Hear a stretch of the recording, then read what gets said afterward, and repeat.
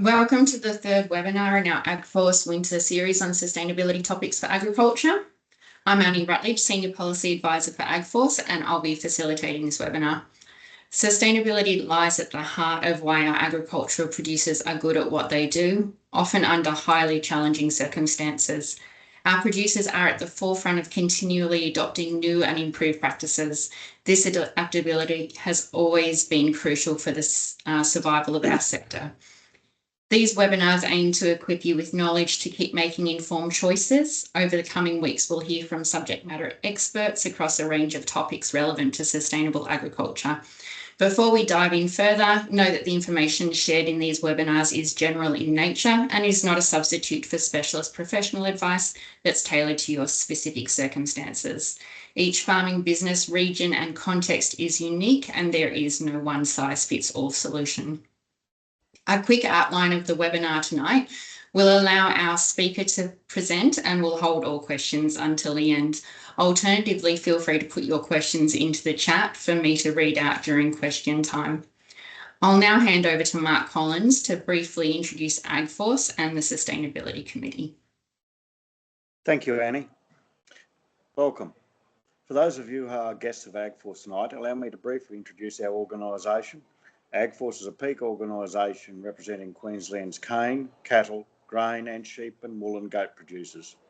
AgForce provides advocacy to advance sustainable agribusiness, and we strive to ensure the long-term growth, viability, competitiveness and profitability of our sector.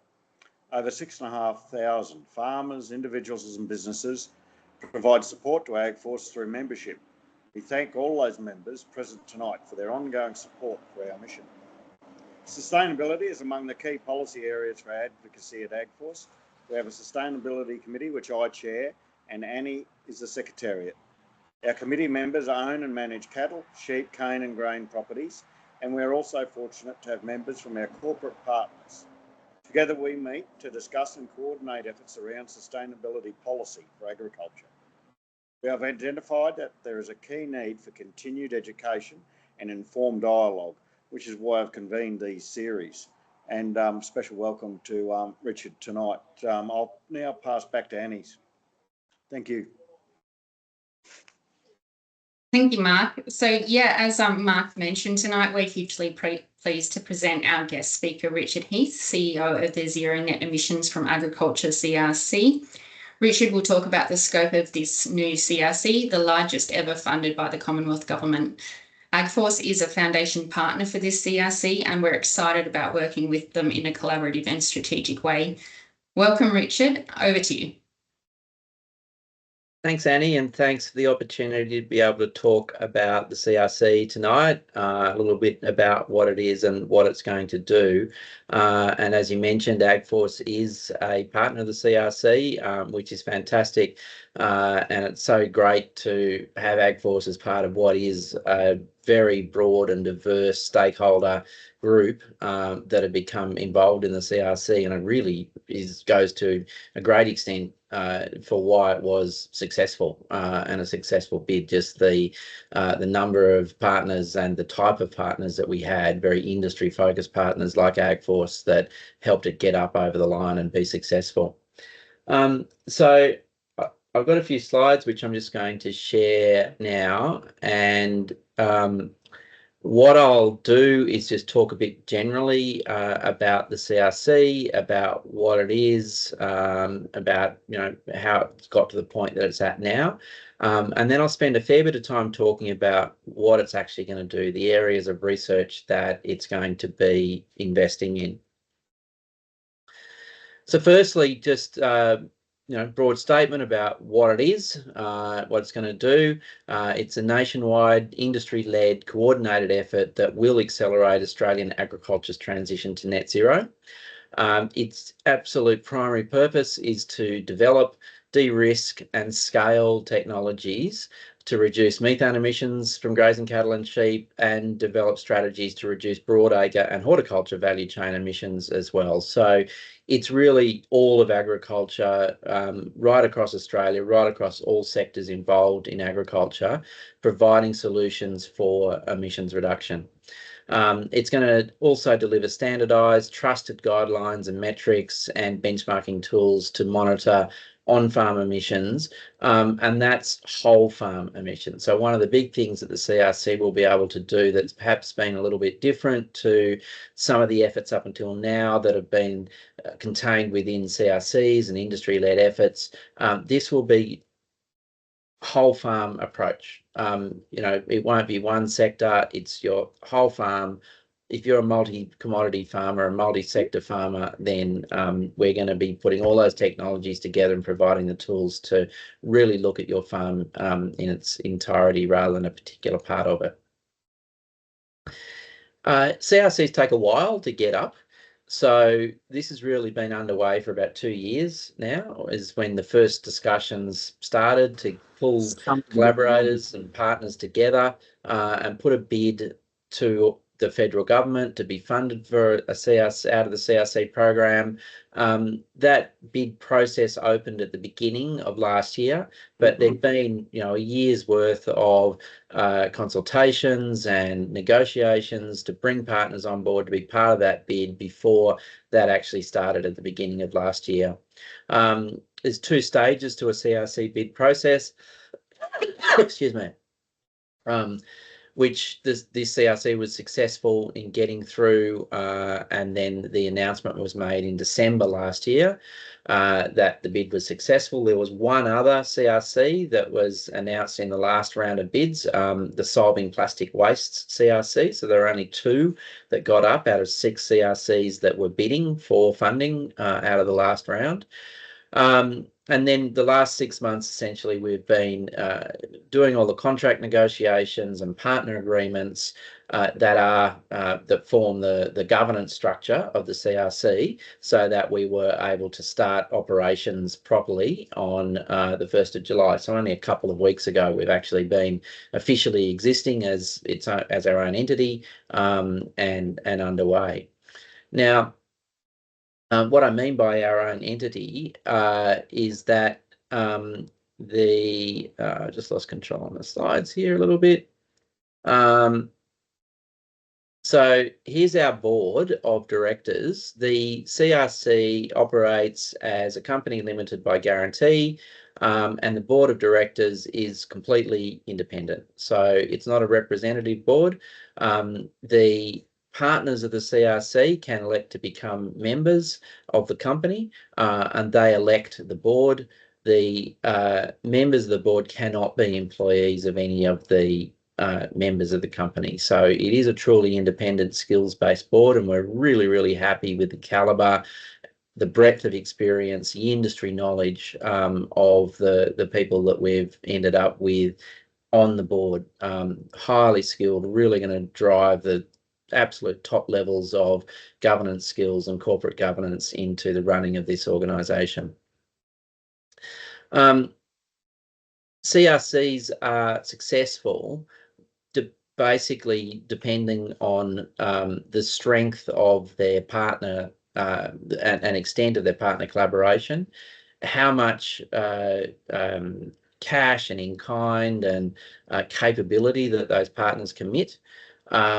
And in our case, when the bid was finalised, there were 74 partners involved, which has been the biggest group of partners involved in any CRC to this point, that between them committed $74 million in cash contributions into the CRC. Sorry, $87 million, 74 partners, $87 million in cash.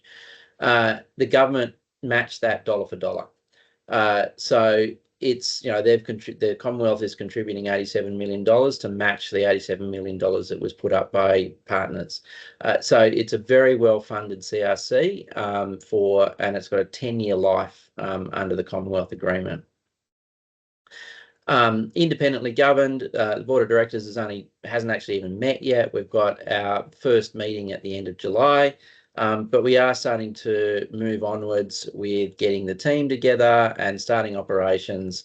And this is the team so far. So myself as CEO, Georgia Shield as Chief Operating Officer, Rian Retief as Chief Financial Officer, Ben Hayes, which I'm sure many of you may have come across, very well respected researcher at University of Queensland, particularly around cattle genetics, is the research director. Rachel Buchanan, Head of Communications, and Annie Cox is the Executive Assistant to the team. We have a really, really great research team that operates under Ben that lead the research programs that I'll go through shortly. And they include Vicky Lane from Queensland DAF, Phil Verco from University of Western Australia, Richard Eckard from the University of Melbourne, Marek Crack from the University of Western Australia, Janelle Wilkes from UNE, and then finally, and just only recently appointed, Mick Taylor, who will be leading the producer demonstration site network that we'll be setting up, and I'll talk about that next. So one of the core elements of the CRC will be a network of demonstration sites. This stage, 25 of them will be established around Australia, as much as we can, broadly representing the agroecological zones that exist and the different agroecological zones that exist around the country. Now, the purpose of these producer demonstration sites, and they'll be varied in size and scope, from university and state department type experimental farms, relatively small scale, but very, very well equipped to be able to prove research outcomes at a smaller scale, right up to very large commercial scale farming enterprises where we will be looking to scale the sorts of technologies that we will test initially at the smaller farms and in labs to make sure and understand and measure that they are commercially viable when they're scaled at the sort of at the sort of scale that a typical commercial farm would be operating at. So there'll be a really critical and important aspect of the overall structure of the CRC, and there'll be very much the bits of the CRC that farmers can see, touch and feel. Hopefully there'll be one not too far away from anyone, and they'll be able to go and see the technologies that we're implementing in place on farm, and how they scale and the economics of how they work. This is what we're going to be doing. Now, I'm going to go through this in a lot more detail shortly when I'll go through each of the research programs.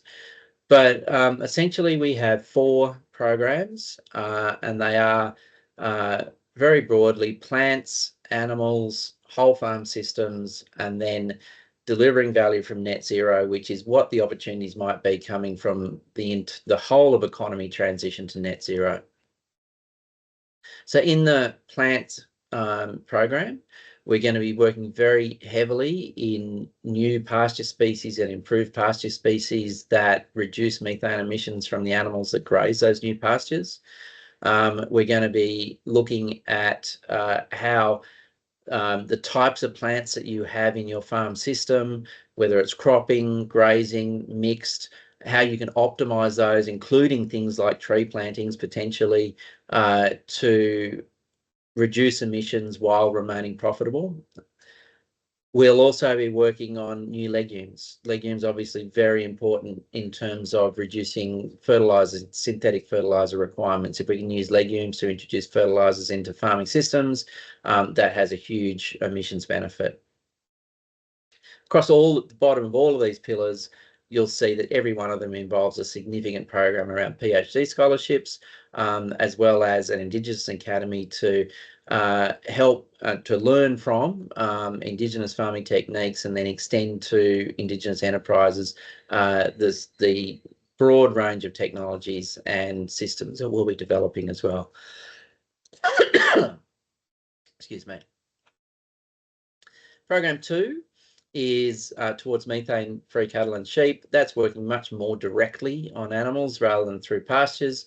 And that is looking at improved genetics. It's looking at the measurement systems that we're going to need to actually know whether we're achieving methane reductions at scale, at a farm scale, rather than just in labs or very intensive situations.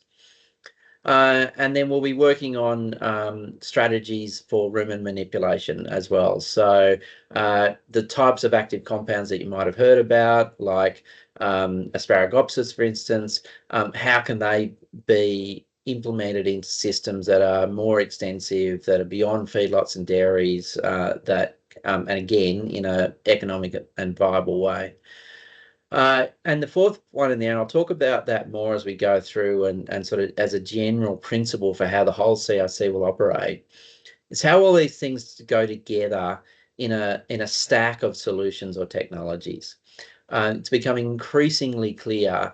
I think, it was probably pretty obvious to most people from the start, but unfortunately, some of the public commentary around what agriculture could do and some of the hype around potential has focused on the silver bullet type situation, that there'd be a solution, one thing that people could adopt that will fix the emissions issue with agriculture. That's never been the case. It never will be the case.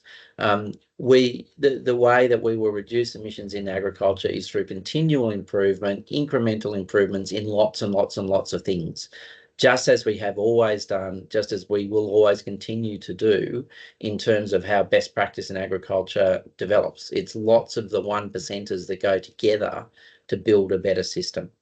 And that will be no different when it comes to emissions reduction. And so we'll be building systems and understanding how those things go together to stack technologies to get a bigger impact overall.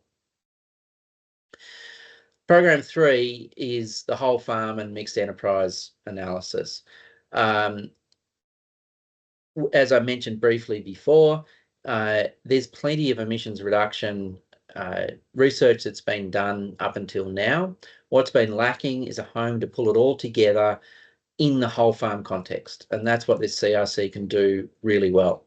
RDCs, whether it's GRDC, MLA, AWI, Hort, Cotton, they're all doing work on emissions reduction and sustainability for their industries. What we can do is pull all of that understanding through this CRC into calculators, into benchmarks, into an understanding of how a whole farm can focus on emissions reduction. That will involve data integration platforms, best practice guidelines, again, for those technology stacks rather than a single technology that will deliver all the solution, life cycle assessments, and lots of case studies, which will happen through the producer demonstration sites, as well as lots of other methods as well. And then finally, the last program about, just making sure that we're tying, as agriculture, we're tying into what's happening with the rest of the economy and what the opportunities are to pull in profitable, productive consequences of the rest of the economy's transition to net zero into ag enterprises as well. So understanding those policy implications, what they might mean for agriculture, and then looking at things like the circular economy solutions that are evolving around things like waste, how they can come into agriculture, how agricultural waste can feed into the rest of the economy as well. Renewable energy solutions, how they can be pulled into farming systems, again, with the focus on a profitable, productive farming system. We don't want to compromise farming businesses. We want to see how we can add to them with other opportunities. How we track all the results or all the emissions reduction potential that we're going to be providing through supply chains to get benefit to farmers as well. If the supply chain is prepared to pay for emissions reduction, how do we make sure that that's distributed equitably all the way through the supply chain back to farmers to make sure they're getting rewarded for what they're doing? It's very much guided by industry, the CRC. We've got lots of industry partners. Every project that we will fund will have a requirement that there is an industry partner involved in it to provide advice on what the end user requirements are and to provide that immediate pathway to end users to make sure that the research we're doing is relevant and has a home that is, that's being called for by farmers, by the end users. There's lots and lots of research that's been going on already that's going to feed into this. All the MLA CN30 work, lots of CSIRO work already. We're not starting from scratch. We're actually at the pointy end of a lot of research, and what we can provide is the opportunity to commercialise and scale a lot of stuff that's been at the research end up until now is near to market that we can pull in and say, this is how it's going to work on farm. Again, just, I'm going to sound like a broken record on this point, but it's really important to point out we will be looking at how lots of technologies go together. We won't be looking for the silver bullet that's going to fix everything. That won't exist. More guiding principles about how we're going to operate and how we're going to invest in projects. We have a set of milestones now that's in our Commonwealth Agreement that describes in broad terms the areas that we're going to work in. So every project that we fund will obviously contribute clearly to those milestones. They have to, all our projects obviously have to result in a reduction of Australian greenhouse gas emissions. But there's got to be those clearly described pathways to adoption and impact, and that will only happen, there will only be adoption and impact if those technologies, as well as providing emissions reduction, are also having positive profitability and productivity outcomes. There's just no way there's going to be adoption and impact unless that profitability and productivity implication is there, as well as the emissions reduction program. We're going to have lots of really big collaborative projects. We've got a huge number of partners involved, which I've already talked about. And so we want them all involved in these projects, in really big collaborative projects. The Indigenous aspect of the CRC is really important in terms of learning from Indigenous agriculture and then getting Indigenous organisations involved in extending and implementing the sorts of technologies that we're going to be delivering out of the CRC. So, running through the programs. First one, again, low emissions plant solutions. So these are the milestones that I was referring to before, and they're grouped into activities, and then we've got a whole number of milestones in relation to those. So in this first one that I talked about briefly before, in the plants pillar, we will be looking to develop new temperate and tropical pasture seeds. To do that, we'll be running lots of trials with new varieties that are very close to market. They're basically pretty much developed now. We'll be coming in at the stage where we're putting these on farms, trialling them, measuring the outputs on animals that are grazing these new pasture species to understand the methane reducing potential of them. And then really importantly, commercialising those pastures. Once we can demonstrate that they are doing what we think they can do, and that they are reducing methane emissions from the animals that are grazing them, then we need to commercialise those and provide those as technologies out of the CRC to farmers. Nitrous oxide emissions are the second biggest greenhouse gas emission from agriculture behind methane. So we'll have quite a heavy focus in this area in terms of how we can improve fertiliser efficiencies and reduce emissions from fertilisers. So part of that work will be looking at things like new fertiliser coatings that help control the release of nitrous oxide, help control the way that those fertilisers break down in the soil to make the nutrients available to plants without releasing those greenhouse gases as they break down.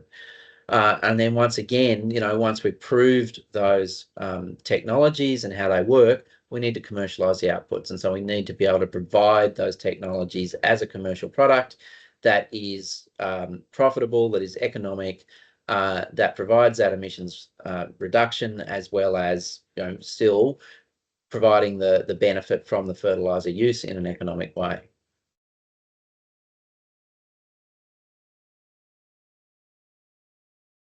Decision support tools for the entire plant mix on a farm. So the combination of crops, of cover crops, of pastures, of productive trees, legumes. How do you optimize that mix of plants in a farming system so that you are helping your emissions profile? Again, and again, I know I'm going to sound like a broken record, but this is the absolute core principle that we work on while we're doing all of this, while maintaining a profitable and productive system. We're not about planting fence to fence in trees and turning your productive farm into a forest.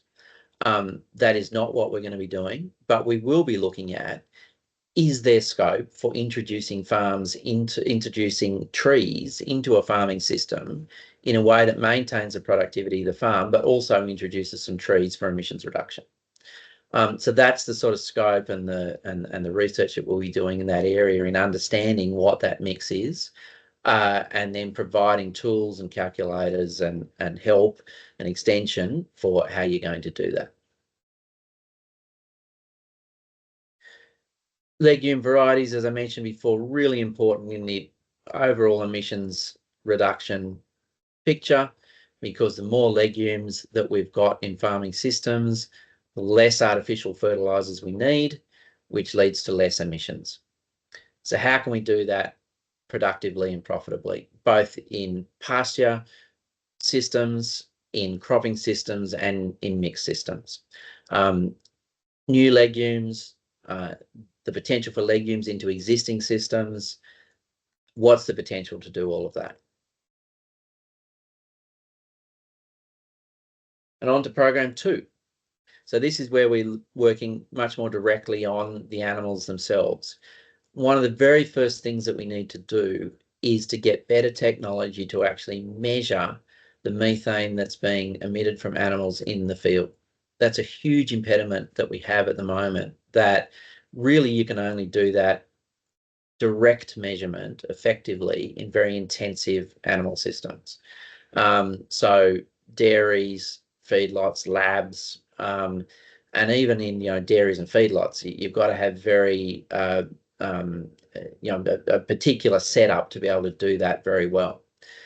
So if we're going to know if that the other technologies that we're delivering, like improved pastures, for instance, are actually having the effect that we think that they're going to have at a farm scale, we need to have better technology to be able to measure what those methane outputs are from the animals that are grazing at a farm scale.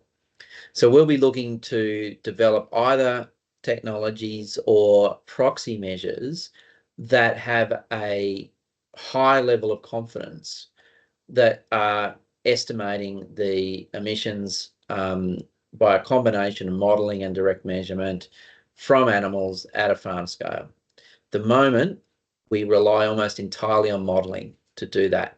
Now, that's as good as we can do, but we need to get better at that to understand and quantify the impact that we're going to get from a lot of the other technologies that we're going to be working on. For instance, improve genetics for animals.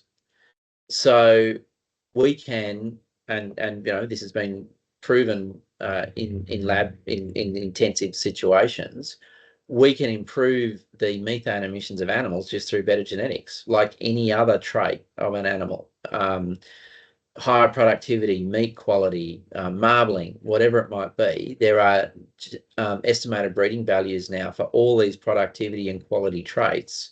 We can do the same thing for methane emissions. But to know that we're actually getting the result that we think we're getting from improving genetics, we need to measure that in the field, which is going to that previous research area that we'll be looking at. But yes, so we'll be doing a lot of work. This will be one of the biggest programs in the CRC, is this genetics around methane emissions. Because it's one of those things where once we start improving genetics, it's not a huge impact, but it is a consistent impact, and it's an incremental impact that builds over time and over time, because as you improve the genetics and you get those genetics going through your herd, every year they're just producing less methane because of that improved genetics. And there's an efficiency gain as well, because by emitting less methane, it means that the feed that they're consuming is going into more production. So once again, tying it back to that improved productivity and profitability as a result of the emissions reduction as well. Working on the rumens of the animals directly, again, this is where there's been a lot of the hype so far around things like Asparagopsis having huge potential impact in reducing methane emissions through feed supplements. Now, we are actually not going to do too much work on the active compounds themselves because there's lots and lots of funding already existing in that area and lots of work that's being done on the active compounds. Where we will focus more is on how you get those compounds into animals in extensive farming situations. So once you move beyond feedlots and dairies, and particularly in northern pastoral systems and rangeland systems where you might only be seeing your animals once or twice a year, how can we get those compounds, if they're proven to be effective, into animals? So looking at things like biodegradable plastics, bioplastics that can be embedded with those active compounds, made into boluses, put into animals, and they might degrade over months and months and months and months and have that impact on manipulating or impacting on the rumen so that there is less methane emitted.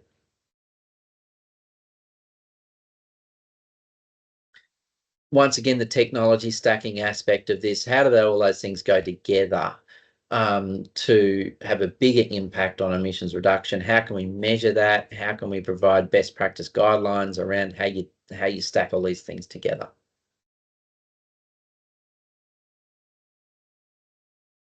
Program 2, all the programs will link to each other. But program 2 in particular will strongly link to the other programs. Obviously, if we're working on animals, it's going to be linked to program 1 in terms of what those animals are grazing on. So if program 1's working on new pastures, program 2 is going to be understanding the impact of the animals on working on those new pastures. All the information that we're getting from those animals is going to feed into program 3, which is looking at the calculators, the metrics, the systems to understand the impact on the whole farm system. Speaking of which, program 3, looking at the whole farm system altogether. This is really the glue that holds the whole CRC together. How do we understand? Because so many of the drivers for change in achieving emissions reduction in farming businesses are going to be business driven. They're going to be finance driven. They're going to be related to things like competitive finance, getting insurance, what your supply chain is going to be looking for in terms of the products that it's sourcing. We need to be able to provide that information in a credible, trusted, integrated way with the data that's needed to demonstrate the emissions reduction that's being achieved through adopting new practices and employing best practice on farm. So program 3 will be providing all of those tools and developing the calculators and the metrics to understand and quantify the change that's going on.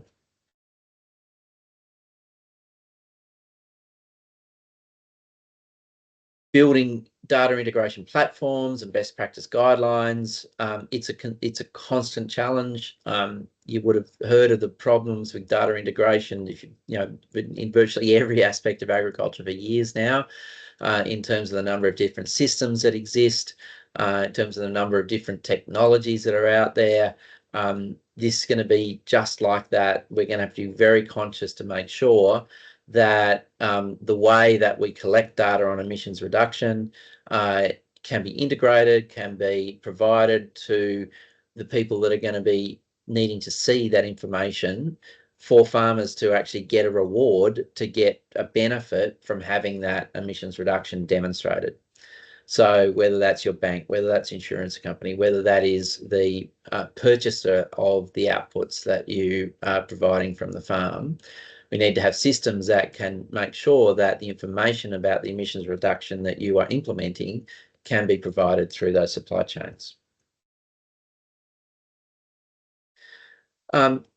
The supply chain aspect, the whole of supply chain aspect, is really important in this as well. We need to do life cycle assessments of low emission strategies right through from inputs to on-farm production to supply chain through to consumer, to make sure, as much as anything else, that the entire supply chain is contributing equitably to the emissions reduction of that end product, and that value is getting passed through the supply chain if it's entering the supply chain at the consumer end or at any point. It needs to be distributed fairly so that farmers that are putting the work in to reducing emissions in the supply chain are getting rewarded appropriately. So doing really good whole of life cycle assessments on that will be really important to understanding how we achieve that equitable distribution of benefit.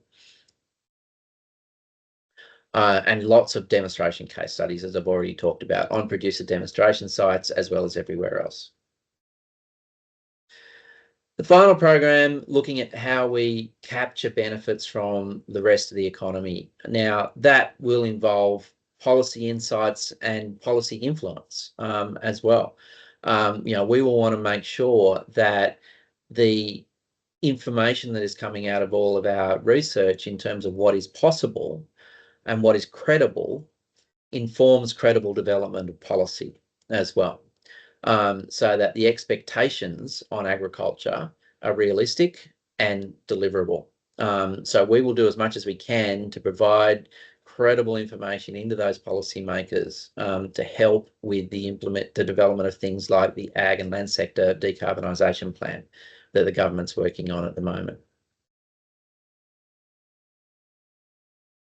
Circular economy is becoming bigger and bigger, and that works both into and out of agriculture. How can agriculture capture the benefits of circular economies from waste streams and other potential outside of agriculture coming in to provide low-cost inputs or other opportunities, but also the waste from agriculture? How can that be circular? How can that be provided into circular economy solutions to provide benefit as well as reduce emissions as well? Renewable energy, it's obviously a critical aspect of emissions reduction.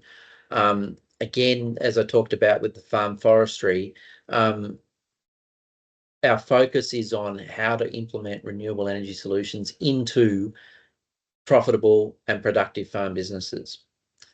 We don't want to turn farms into energy factories where that is the only thing they do. We want renewable energy as an additional opportunity that can enhance farm businesses while maintaining that profitable and productive farm business at the same time. And then finally, the supply chain analysis that I've already talked about a little bit, just making sure that we are understanding how supply chains work in distributing any benefit that's going to be achieved through the implementation of all these technologies.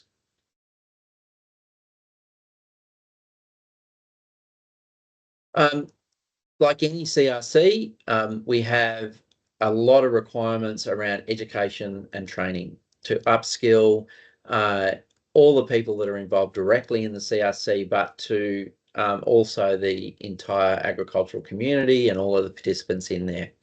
So we'll have a very large and extensive education and training program.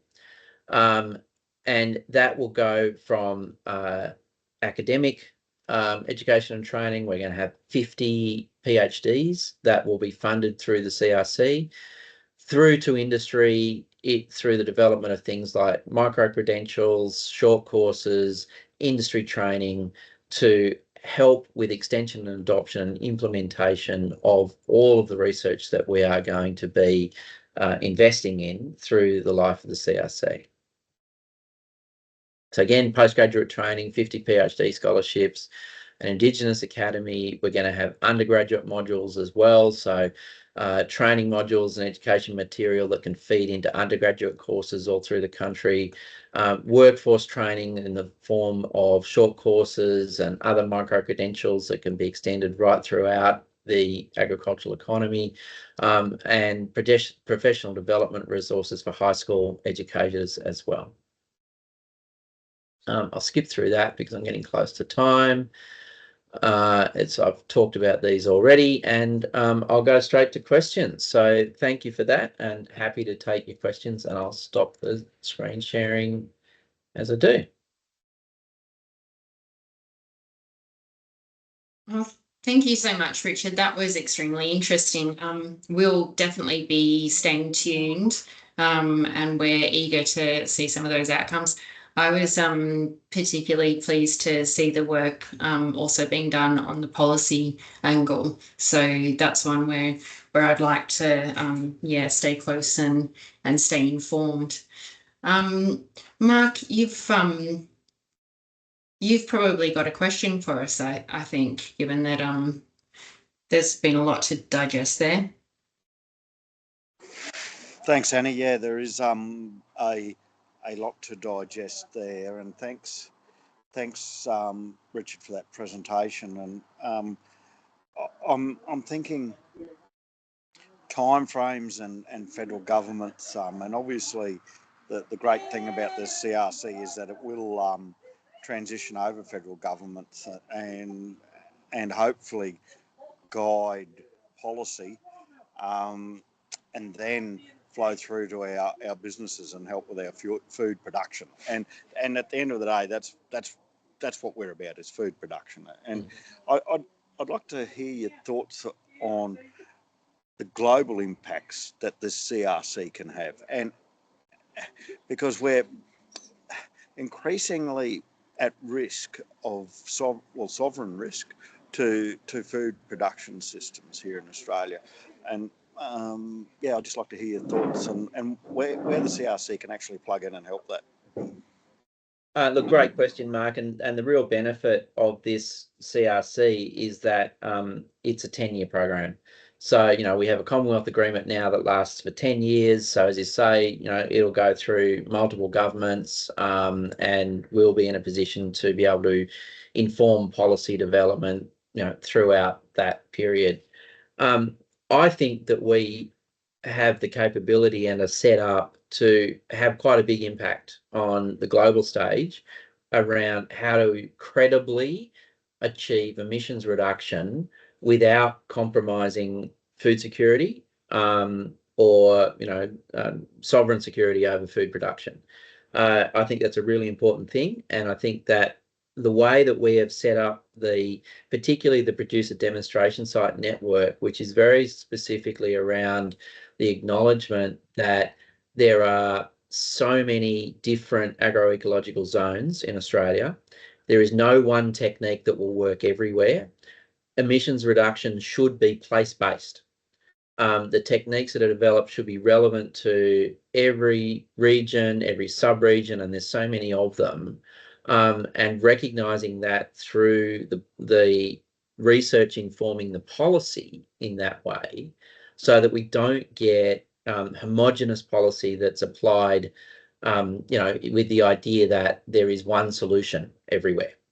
Now, even going beyond Australia in the international context, that's been and in with my old hat on in my previous job with the Australian Farm Institute, that's something that we talked about quite extensively, and I was quite fortunate to be involved in some of the international initiatives that I was involved in through the Australian Farm Institute.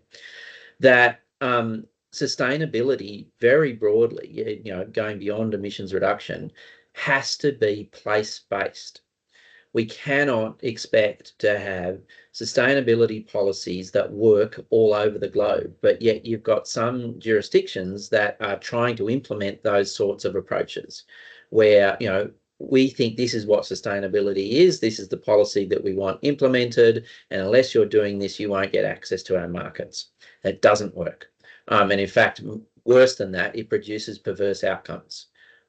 We have to be able to recognise that sustainability has to be relevant to where you are with the right techniques. And I think that's what we can do really well with this CRC. That was Thanks. a really excellent answer there, Richard. Thank you so much. Mark, did you have a follow-up there? No, I'm just yeah, thanks, Annie. Yeah, thanking Richard for his answer, and yeah, obviously that the it comes back to my concerns of non-tariff trade barriers and all of this sustainability and emissions being weaponised by all and sundry. But thank you. Glad you're cognizant of it. I'd just like yeah, people to feel free to turn their cameras on and ask Richard some questions and make the most of it. We do have a number of questions in the chat there. So I'll read them out for you if you like, Richard. Sarah Webster has asked, how will we hear about the findings? What is the extension footprint looking like? Sure. So look, recognising that it's early days of the CRC, we will have an extension and strategy put in place that we'll develop that will become, a lot more public in terms of how you can engage. The sorts of things I can't give you the specific details of how that will happen yet, other than saying we will have multiple opportunities, and they will be through things like webinars, field days, extension events. We will hold field days at the producer demonstration sites at least yearly, if not more frequently than that. We'll hold, the CRC will have an annual conference, and lots of opportunity to engage. What I encourage you to do, and through AgForce will obviously be kept in the loop of what all our extension activities are, but also if you jump on the ZNE-Ag website, actually I shouldn't say that because it's not there quite yet, but very soon we'll have an opportunity through the website to sign up to emails, to communications. We'll have a LinkedIn page that you can sign up to as well, and all the extension and communications opportunities that we will provide will be publicised through those channels. Thank you, Richard. Tamara, who is a member of our Sustainability Committee, has asked, could you please define methane-free cattle and sheep? So we'll start with that one, shall we? There's a few questions there. Yeah, look, it's a great question, and the terminology, is something that is, in goals and targets and the words that we use. Yeah, it's important, and it's important that we get that right. Methane free, is that actually possible? Like zero methane emissions, gross emissions from cattle and sheep? That's our goal. That's our goal. Now, will we actually achieve that? Is that possible? Depends who you talk to, depends on the number of technologies that are possible to stack and how we might get there.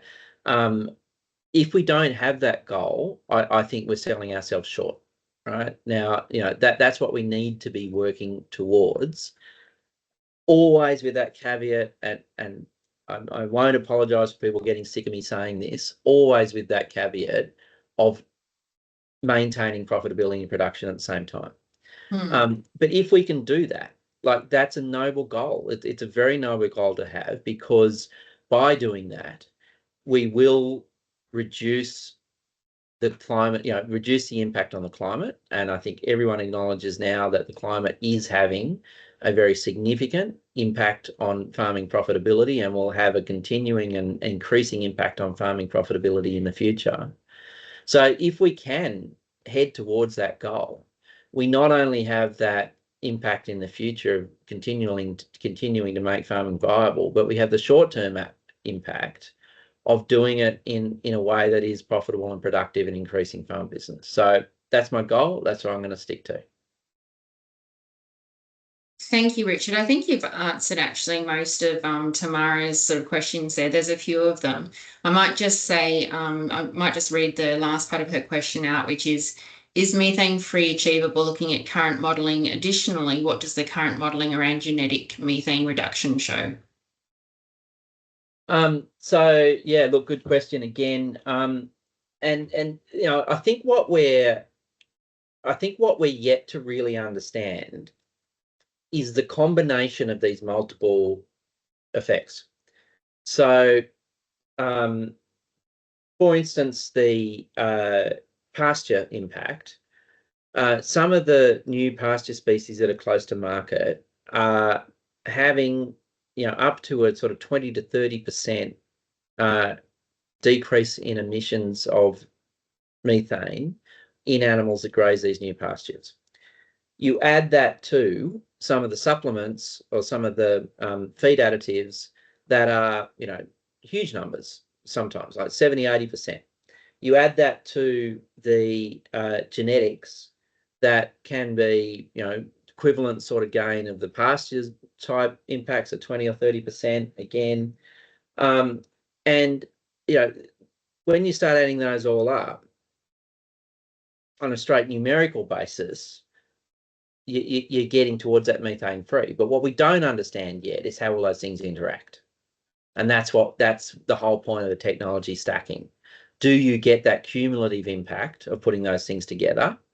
Or, is there a point where it's incremental and you don't get that fully, the full benefit of each of the technologies individually when you stack them all together? So that's what we're going to be trying to understand. Thank you, Richard. So you'll see that Sarah Cox has also said, thanks, Richard, great overview. When will the producer demonstration sites be announced and operational? So we're running a process as we speak to identify what the producer demonstration sites will be, where they'll be. That's a process that's open to all our partners in the CRC to put sites forward and to nominate. We'll then go through that process of nomination process finishes at the end of the month. And then we'll be going through a process to identify, what the ideal makeup of those 25 sites will be to get the best geographic representation, agroclimatic zone, all the things that we sort of will, and it'll be quite a complex task to sort of try to work out what that ideal combination of 25 sites would be. But our timeline is we have to have them contracted agreements in place and operating by the end of the year, end of the calendar year this year. Thank you, Richard. I have a quick question for you. It must have been so hard to rule out what was going to be in and what was going to be out when, deciding on some of these research themes. There's been a bit of excitement around the idea of crops and species that are not legumes being able to fix nitrogen. Was that an idea that was entertained for the CRC to look into? Probably not quite in scope for us. So just on soil carbon generally and carbon removal as opposed to, so emissions removal as opposed to emissions reduction, when the bid was put together, there was a lot of work gone into what the scope should be and the boundaries on the scope of the CRC. And it was decided at the time, looking at the amount of programs and existing government funding into soil carbon sequestration, of which there is lots and lots of programs and lots of investment going on, that we would stay out of that area in terms of direct research. We will absolutely be working in that area in terms of understanding what's happening with soil carbon sequestration potential, because that will need to feed into program 3 in the calculators and the metrics and the quantification of what's happening on farm. And our producer demonstration sites will absolutely be measuring the impact of all the technologies that we will be implementing on those farms on the impact on soil carbon and emissions generally on the farm. We just won't be doing direct research into carbon sequestration technologies itself. Very good. Thank you, Richard. Well, unless there's anybody else who would like to ask a last minute question, we might give everyone a little bit of an early mark. Richard, did you have any closing comments, anything that occurred to you that you didn't get the chance to say? Look, not really. Just again, thank you for the opportunity to talk about the CRC. We're really looking forward to firing up and getting some projects contracted and actually getting some work underway, and particularly getting the producer demonstration sites established and getting things out in the field that people can see. Really excited about the opportunity that's in front of us. Well, we're excited too. We'll definitely be watching this space closely. Thanks again, Richard, for joining us. Thanks to all who are here. The next webinar will be on the evening of Thursday, 25th July. It's titled Exploring ESG Partnering for Sustainable Financial Solutions for Your Farm Business. We'll be hearing from AgForce corporate sponsors FTR Consulting and Suncor. So we look forward to hopefully having you join us again on the 25th. Until then, thanks again to Richard, and good night to everyone.